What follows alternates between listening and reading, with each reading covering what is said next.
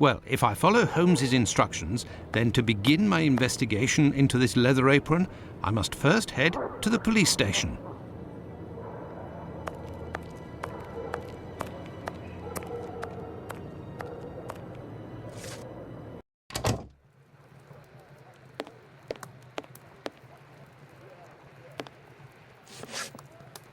Good evening, sir. What do you...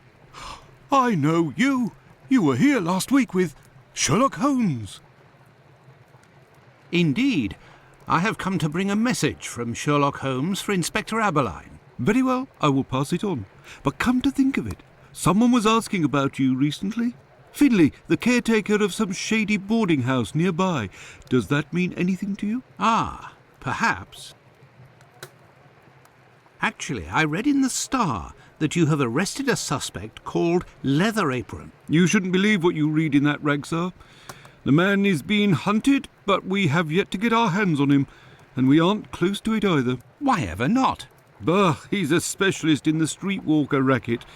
These girls make pitiful witnesses, and we don't inspire confidence. Furthermore, the man seems to be pretty discreet lately. Someone must be helping to hide him. How to get on his trail, then? One of these girls would have to confide in us and give a valid description of the man. Then we'd ask around the journeymen, who use aprons, I imagine. Well, goodbye. I must go to Finlay's boarding house. I must go to Finlay's boarding house.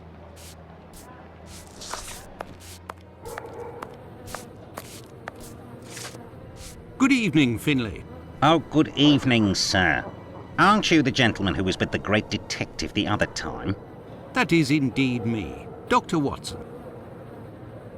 Tell me, Finlay, I was told that you were looking for us at the police station.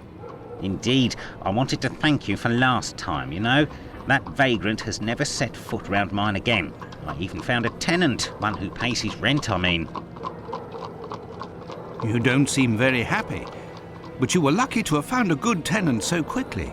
It's just that this man is very strange. He paid several days in advance and I gave him a key to the place. Since then, he goes out every night and returns at ungodly hours. I'm sure he goes to visit the ladies, but still, every night. And when he moved in, something must have broken in his case and stank up the stairs in his room for 2 days.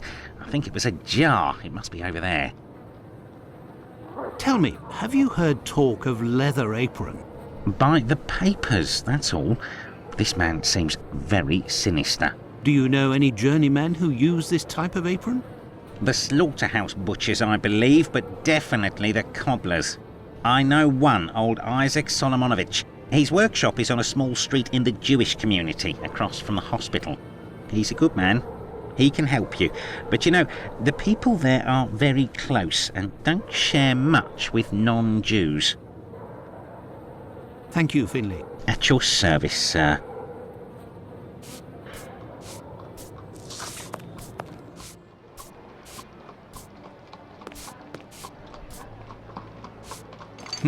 This odour is very strong indeed, but the whole neighbourhood as such has a dreadful stench. Finlay might have an idea as to what this jar that contained.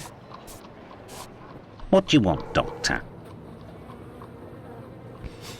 You're right, the pieces of the jar that your tenant broke do give off a strange smell. It's true. That's quite normal given his trade. Yes, and what would the trade be of your strange tenant? A doctor, like yourself, I believe. Dr. Tumblety, a foreigner. Canadian, perhaps. Dr. Tumblety. It might be interesting to know more about him. Thank you, Finlay. At your service, sir.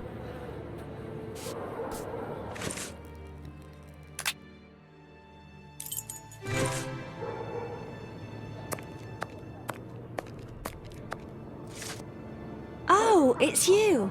I'm coming. Dr. Watson, how are you? Well, and yourself?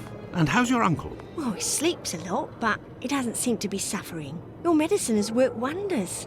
Thank you again. It was the least I could do. I have come to see you about a certain Leather Apron. Have you heard of him? Oh, yes, of course. Terrible things are said about that man. Have you ever come across him? Goodness gracious, no.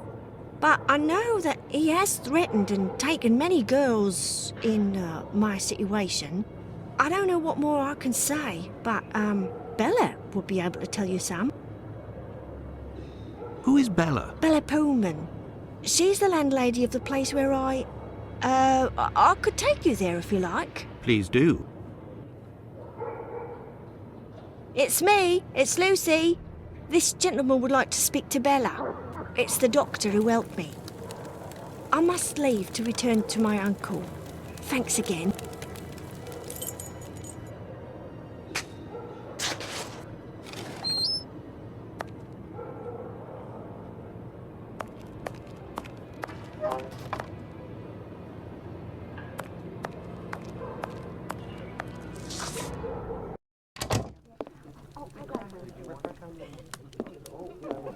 Can I get a refill, please?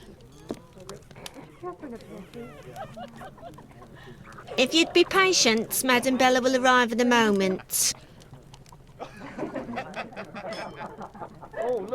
Good evening. I am Dr. Watson. It is young Lucy who told me to come see you. Ah, so you're the Good Samaritan who saved her uncle without asking for anything in return. And now you've come to see me, no doubt, to explain that the poor little thing doesn't belong here, and you will see to her future. Well, if you expect me to let her leave with you... It's not that, ma'am. You should know I am a married man. And why should that matter? I believe there has been a misunderstanding. The reason that Lucy sent me here is that you may be able to give me some information about Leather Apron. Are you a doctor or a constable? I am most certainly a doctor, but I am acting in this matter in a private capacity, and I would like to find this man. Well, if you're able to rid us of him, I'll give you a week's worth of free passes. That man is a thorn in our sides. He spies on the girls in the streets and watches them inside the houses, spying through the windows. And as soon as they're finished with a client, he jumps on them without any warning and forces them to give him their money. I've never seen him, but one of my girls was attacked by this man, and she said that he wore a leather apron and carried a knife. And his face, oh, he has a horrible head, with rat's eyes and a deformed mouth. She even said that she knew his name, Pizer or Pizer, I think. But I don't know where she can be found. Margie, Nutcracker, the girl I'm talking about, could tell you more, but I had to let her go last week. Why did you let Margie go? The poor girl caught a shameful sickness, and the symptoms have attacked her face, if you know what I mean. So I gave her notice, and a little bit to help her along. I don't know where she is now, but she'll certainly be getting treatment at the clinic if she's still in the neighbourhood. Did you speak to the police? Ah, what would they do? Who cares about the girls in the streets? Would you have received a visit from another doctor, a stranger by the name of Tumblety? I'm just like you, Doctor, sworn to secrecy in my profession. But as I've taken a fancy to you, I can tell you that this name is not unknown to me. And if you do me a little favour, it is possible I might remember something about him. What kind of favour must I do for you? You see that man over there? He's a rich artist, a painter, a regular client round here. Well, yesterday, he came and left his cane in the umbrella stand in the hall before going into one of the rooms. Well, when he returned to this room, the cane had disappeared. It's a cane with a massive silver knob. Must be worth a fortune. He threatened to call the police unless he got free services in my establishment for a year.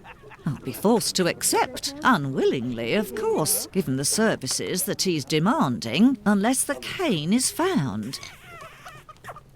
Did you question the residents regarding the theft? They didn't see anything, and there's not one of them that would risk stealing from a client here. Who was in the room when your weasel of a client was in the chambers? There were a few that came and went, but Mary could tell you better than I can, because she was the one at the counter yesterday. Thank you, ma'am. No problem, my angel.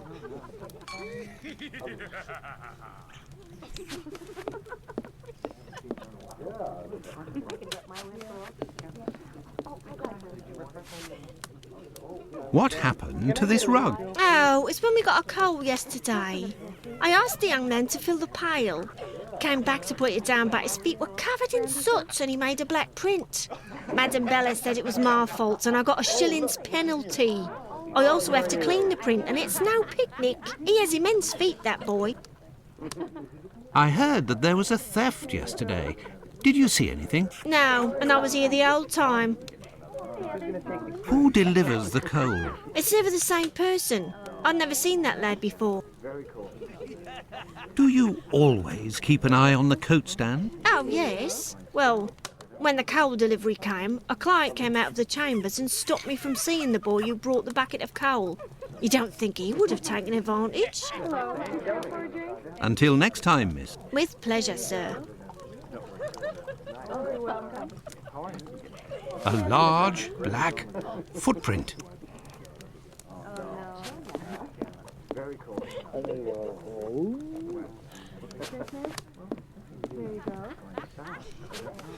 Good evening, sir. Good evening, my dear man. I was led to believe that you're a doctor. None of the residents of this establishment are among my patients, sir. Oh, you're not here as a doctor, but as a man, then. I understand. This is my kind of place, too. It's in these houses in Whitechapel that you find the girls that are the most natural and definitely the most docile. Your way of speaking about these women is not that of a gentleman, sir. I heard that you were the victim of a robbery here. Oh, I'm not complaining. The loss of that walking stick will certainly bring me a very pleasant compensation. What does your cane look like? The stick is ebony, about 35 inches long. The round knob is made from chiseled silver with a ring around the middle of the same workmanship, just like the tip, for that matter. If you find it, don't tell a soul. Keep it for yourself. Got it? Well, goodbye, sir. Goodbye, or until next time. And good evening.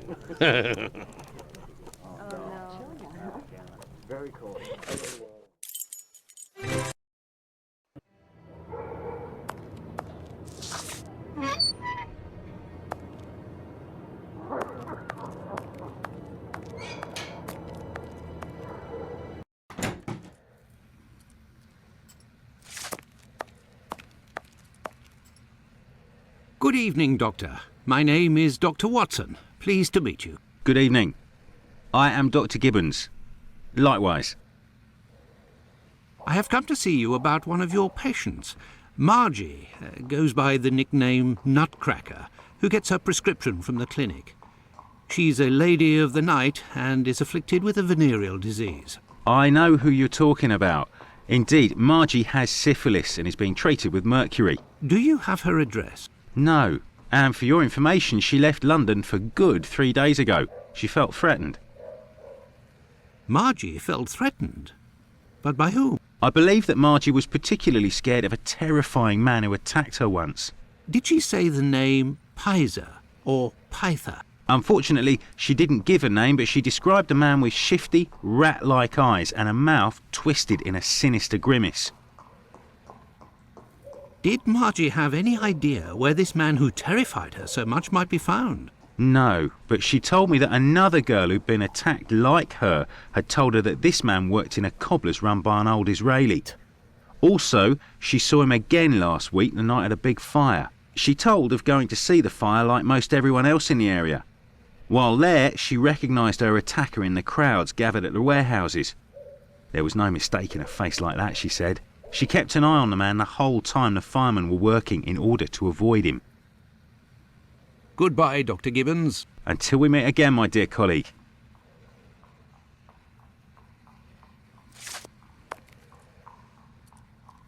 These footprints are the same as those found on the rug at the brothel.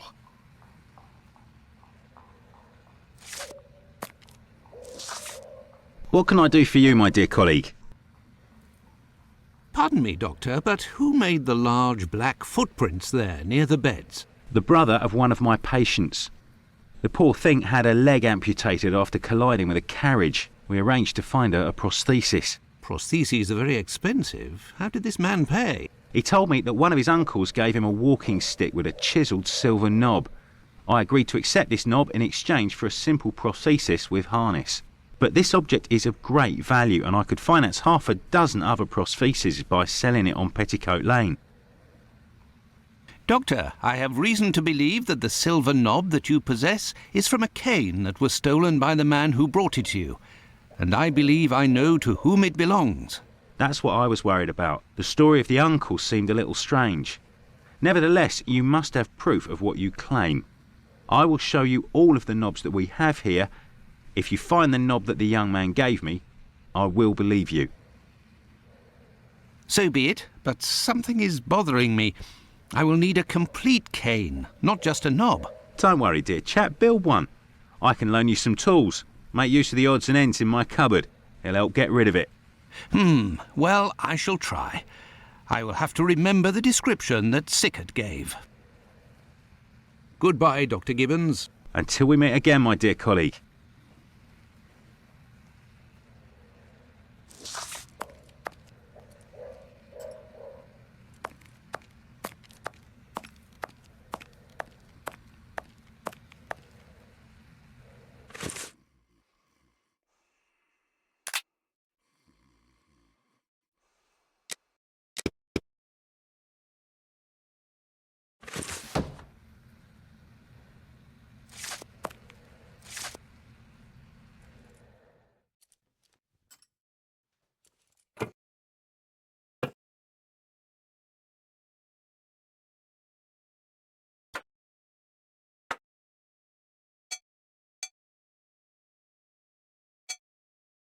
There, all done.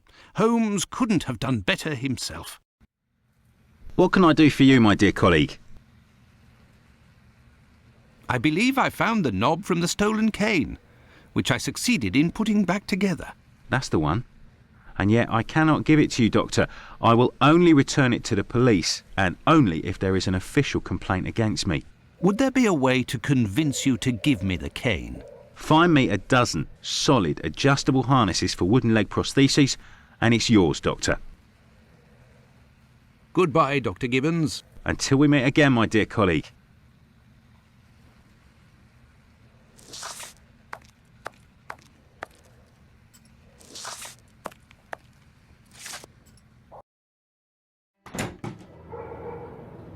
This interview with the doctor revealed an important fact. Leather Apron could not be the Bucks Row murderer. According to Margie, the villain passed most of the night of the crime at the fire. He could not have been at the scene of the murder at the moment it was committed. He is nonetheless a dangerous character.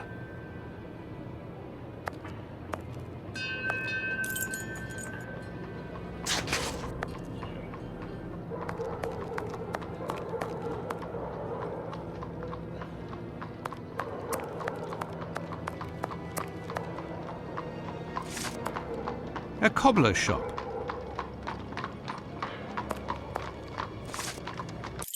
There's nobody here. How very odd.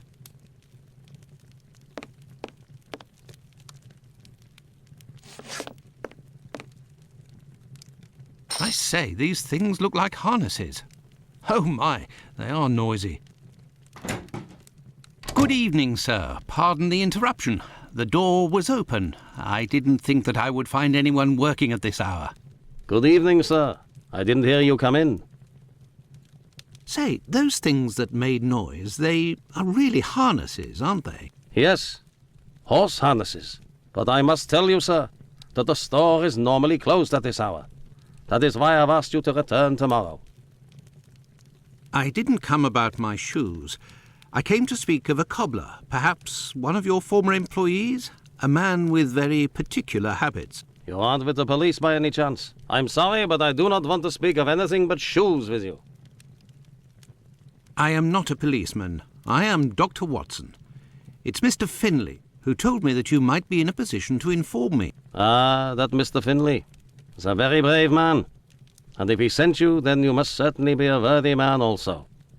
So, Doctor, who is this cobbler with strange habits? The man of whom I speak is called Pizer or Pyther, a man with a frightening face. Do you know him? Yes, John Pizer. He worked here for a while, but he is no longer here. Do you know where I can find him? No, and if you look, you will not find him. Why? Because he is in hiding, Doctor. You see, a week ago, a horrible murder took place in the neighborhood. A rumor circulated that he might have been responsible for this crime. They say he has quarreled with women of certain virtue in the past, if you understand me. Isaac, it is about the Bucks Row case that I have come to see you. I have the certitude and an incontestable witness that Pizer is innocent, at least of this crime, although he has attacked a number of street women. If he doesn't come forward to explain himself to the authorities, he is condemned to hiding and to take the fall for this murder. Furthermore, it will cast suspicions on your community because they must be hiding him. And while the whole police force is hunting for him, they cannot concentrate on the real assassin who roams the streets and, one never knows, may take any one of you any day. If what you say is true, your visit is a godsend to our community, Doctor. I tell you something. I know Sergeant Thick, an honest policeman who lives in the area. I'll tell John's family that he must go there to explain himself. But if you could please go as soon as possible to the police to give them this report that you say is incontestable. I will go as soon as I take leave of you. Thank you. If I can ever be of service in any way, do not hesitate to ask. Could we transform your horse harnesses into harnesses for wooden legs? Adjustable harnesses? A good craftsman can do anything, Doctor. And I do believe that's what I am. Come back in a while and it will be done. That will be my thanks for what you have done. I shall return later. At your convenience, sir. I am spent. I would like to return home. But I promised to go to the police as soon as I could. Now then, let's go to the police station.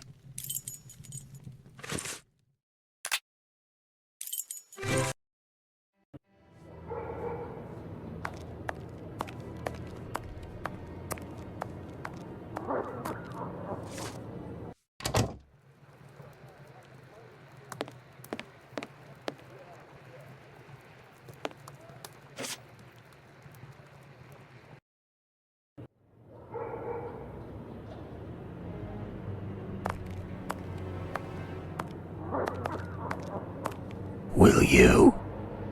Yes. Hey, Doctor, you seem tired. Were you wandering the darker parts of Whitechapel all night? You could say that. I have some information on Leatherapron, the man of whom we spoke earlier. Do you know where he is? No, but I can clear him of the Bucks Row crime. A witness proved him totally innocent. Oh, Watson, is it only now, after many hours of walking, that you decide to pass on the important message that Inspector Aberline is waiting for? But, no. But what are you doing here, Holmes? I was worried, Watson, and with good reason it would appear. Go give the message to this policeman and let's go home. Nobody appreciates me hanging around here, you know, and it's freezing cold. Ah, Creddle, none too soon. You will take the testimony of this. No, you continue with your duty shift. I must find Chandler in Ambury Street. He's struck again. Who? The murderer, the Bucks Row assassin. Hanbury Street. Let's go, Watson. We have no time to lose. Hanbury Street. Let's go, Watson. We have no time to lose.